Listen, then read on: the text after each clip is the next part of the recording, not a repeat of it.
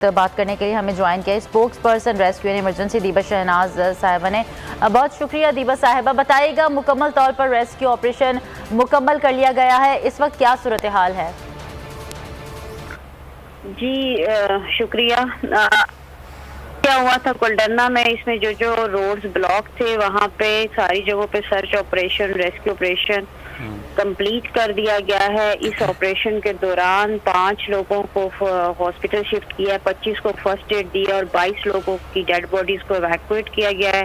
Roads इस वक्त clear हैं और सिचुएशन नॉर्मल है। अच्छा दीबा साहब, आपसे पूछना चाहेंगे ये रेस्क्यू ऑपरेशन शुरू कब किया गया? जब ये अमवात हो चुकी थी उसके बाद ये ऑपरेशन शुरू किया गया, या जिस वक्त ये मामला खराब थे उस वक्त भी रेस्क्यू का अमल जारी था? अच्छा, यही मिसकंसेप्शन काफी जगहों पे फैल रही थी। काफी, चूंकि मैं भी इंसिडेंट साइट पे थी तो राब्ता उस तरह से नहीं हो रहा था।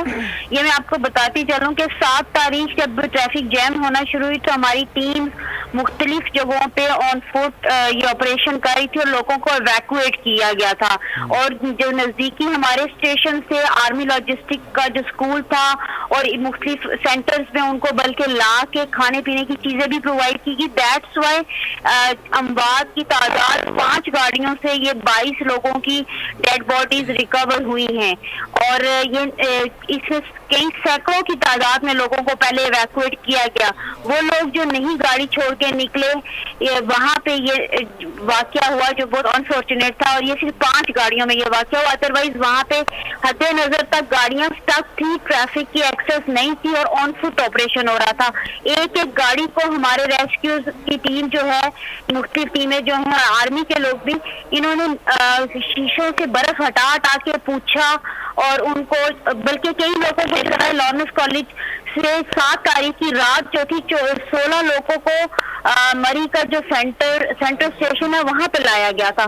तो ऐसी कोई बात नहीं है कि वहां पे ये वेट कर रहे थे कि मौत के बाद कॉल आनी है तो फिर हम जाएंगे। हम जो ही ये सिचुएशन वर्ष होना शुरू, जैम होने की शुरू हुई तो लोगों को वहां से निकाला जा रहा था। उनसे रिक्वेस्ट यही की जा रही थी कि आप बराए मेहरबानी किसी एक बंदे को छोड़ के बाकी लोग बाहर आके एक सेफ जोन तक आ जाएं ताकि ये सिचुएशन इस तरह से खराब ना हो, क्योंकि ऊपर से लगातार बर्फबारी हो रही थी जिसकी वजह से ये सिचुएशन बनी।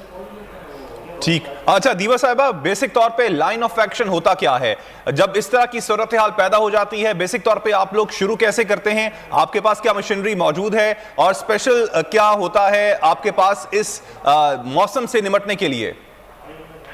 सर, जो रेस्क्यू का स्कोप है वो ये है कि वो ये जो मशीनरी बर्फ क्लियर करने की होती है ये हाईवे मैकेनिकल डिपार्टमेंट मरी की होती है और डिस्ट्रिक्ट एडमिनिस्ट्रेशन में इस पे एक्टिव होती है और वो ये सारी मशीनरी से बर्फ क्लियर कराती है। रेस्क्यू का जो स्कोप है वो ये है कि जिस वक्त वो देखते हैं कि ट्रैफिक या बारिश ज्यादा होना शुरू होती है तो सारे रेस्क्यूअर मुख्तलिफ टीमें लेके बाहर निकल आते हैं ताकि लोग जो फर्स्ट एड जिनको नहीं प्रोवाइड की जा सकती, की जा सकती, जो कॉल नहीं कर सकते, राब्ते नहीं हो सकते, तो वो फिजिकली देख के तो वो उनको बाहर ला सकें, उनको वहां पे मौके पे फर्स्ट एड दे सकें। तो हमने उस रात जो 7 और 8 की दरमियानी रात थी जिसमें लॉरेंस कॉलेज की साइड से 16 लोगों को सेंटर स्टेशन पे ला के इंतजार करवाया गया, उनको वार्म किया। कुछ बाइक पे लड़के थे जिनकी बुरी हालत है, बाइक भी कहीं रेंट शेंट पे किसी दोस्त का लेकर गए हुए थे शायद, तो वो बाइक छोड़ने को तैयार नहीं थे इवन। तो लोगों की बहुत बुरे हालात थे क्योंकि ऊपर से कंटिन्यूसली बर्फबारी हो रही थी। गाड़ियों की पहली बात है, दूसरी कोई इमरजेंसी व्हीकल पहुंचे की जगह ही नहीं होती थी, चैन लगे हुए एम्बुलेंसेज भी वहां पहुंच नहीं पा रही थी। तो ऑन फुट जहां तक जा सकते थे वो उनको कहते थे। अब प्रॉब्लम ये हो रहा था, लोग क्योंकि विद फैमिलीज आते हैं और मौसम की तैयारी के साथ भी नहीं आते और शायद गाड़ियों की तादाद भी उतनी ज्यादा हो गई थी कि वो उतनी जगह नहीं थी। और फिर दूसरी गलती ये करते थे जो हमने खुद भी ड्यूरिंग ऑपरेशन फेस की थी, 2 लाइनों में अगर रोड पे इतनी जगह ही नहीं है तो सिंगल लाइन पे अगर वो गाड़ियां चला रहे हो तो मे भी कि वो रास्ता खुला रहे और लोग जल्दी निकल सके। एक दूसरे की जल्दी में वो निकलने की उसमें ट्रैफिक कवानीन की तासदारी ना करना भी एक वजह बनी कि इतना बड़ा डिजास्टर हो गया। अच्छा दीपा साहब, एक और चीज आपसे पूछना चाहूंगा। 7 तारीख से आपने बताया कि रेस्क्यू का ऑपरेशन शुरू कर दिया गया था। कितने अफराद थे जो कि इस रेस्क्यू ऑपरेशन में शामिल थे? क्योंकि आपने बताया कि 16 लोगों को आपने शुरू में रेस्क्यू किया, 1.5 लाख से ज्यादा, 1.25 लाख से तो ऊपर गाड़ी थी तो 1.25 लाख से ऊपर गाड़ी का मतलब है कि अगर एक गाड़ी में एक फर्द भी हो तो 1.25 लाख से ज्यादा बंदा जो है वो मरी में मौजूद था। तो कितने लोगों ने रेस्क्यू ऑपरेशन में हिस्सा लिया आप लोगों की जानिब से, और क्या पॉइंट्स बनाए हुए थे? क्योंकि हद्दे निगाह तक गाड़ियां मौजूद थी, तो क्या बीच में पॉइंट्स थे जहां पे होते हैं, या शुरू से मरी के करीब से आपने शुरू किया और जहां तक मुमकिन हो सका वहां तक लोगों को रेस्क्यू किया गया? अच्छा, ये 1.25 लाख की जो गाड़ियों का है ये तो ट्रैफिक वाले आपको बेहतर बता सकते हैं। मैं सिर्फ आपको जनरली ये बता सकती हूँ कि जीका गली, कुलडन्ना, लॉरेंस कॉलेज, ये जितने पॉइंट्स थे, और चौक जो जहाँ पे ये वाकया हुआ, ये चौक बनता है बेसिकली, बाड़ियां टूवर्ड्स उधर से केपी से भी लोग आ रहे हैं, ठीक है, और इधर से मरी और पिंडी की ट्रैफिक भी होती है। ये इस एरिया में ये वाकया पेश आया जहां से ज्यादा डेड बॉडीज मिली हैं, और यहाँ हमारी 5 मुख्तलिफ मकामात पर टीमें थी जो कि ऑन फुट जाके अनाउंसमेंट करके लोग, और जो टीमें टोटल ऑपरेशन में 8 तारीख को जब सिचुएशन वर्स होना शुरू हुई थी, सुबह की कॉल पे इस कुलडन्ना की साइड पे ऑपरेशन शुरू हुआ था, उस वक्त हमने रावलपिंडी से, अटक से, जेलम से भी मरी की सपोर्ट के लिए फौरन मंगवा ली थी, जिन्होंने आके ऑपरेशन में पार्टिसिपेट किया। और फिर इसमें क्या किया कि जितनी डेड बॉडीज थी हमने आउट स्टेशन से जो गाड़ियां आ रही थी उनमें शिफ्ट करे थे, क्योंकि मरी के लोकल लोगों को रास्ते और चीजें पता होती है, वो वहां पे स्टेशन होके हेल्प आउट करें।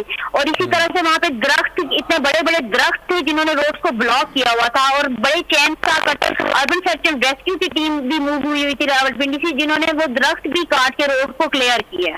अच्छा दीपा साहब, अब एक और चीज आपसे पूछना चाहूंगा। सयाहती मकाम है, गवर्नमेंट की जानिब से सयाहती मकाम मरी को डिक्लेयर किया गया है, दैट मींस कि वहां पे सयाह तो आएंगे, तो ये तो नहीं कहा जा सकता कि वहां पर सयाह नहीं आएंगे, लेकिन जो तैयारी होती है सयाहों के हवाले से, जब भी मरी होती है, कौन सा मरी में पहली बार बर्फबारी हुई है, जब भी होती है लोगों की तादाद जो है वहां पर पहुंचती है, खासतौर पर ज्यादातर लोग जो होते हैं वो पिंडी इस्लामाबाद के लोकल लोग होते हैं जो कि 2 घंटे के लिए जाते हैं, 2 घंटे बाद वापस आ जाते हैं। तो इसके लिए वहां पर इंतजामात क्या हैं? इस बार नहीं थे या हर बार नहीं होते?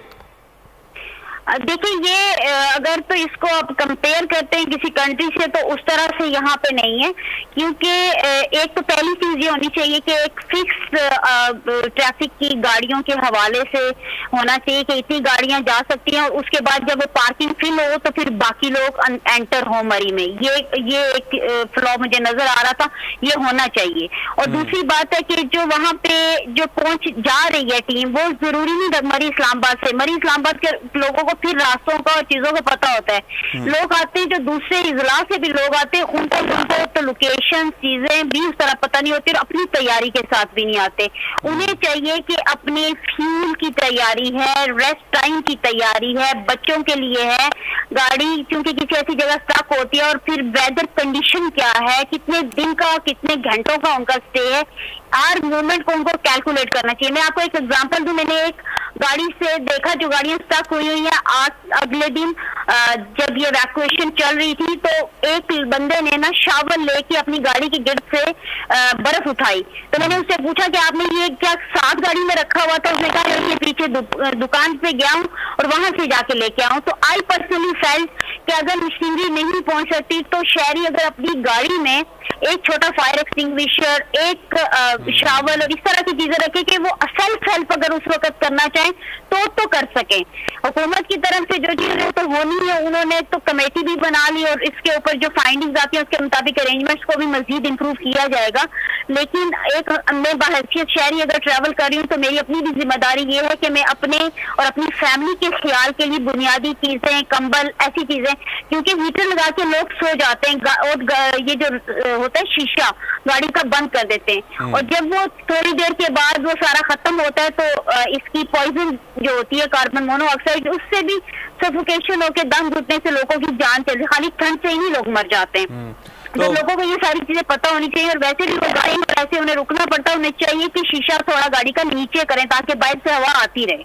ठीक, बहुत शुक्रिया दीबा शहनाज अख्तर साहिबा, स्पोक्सपर्सन रेस्क्यू एंड इमरजेंसी, आपने वक्त दिया बोल टेलीविजन को।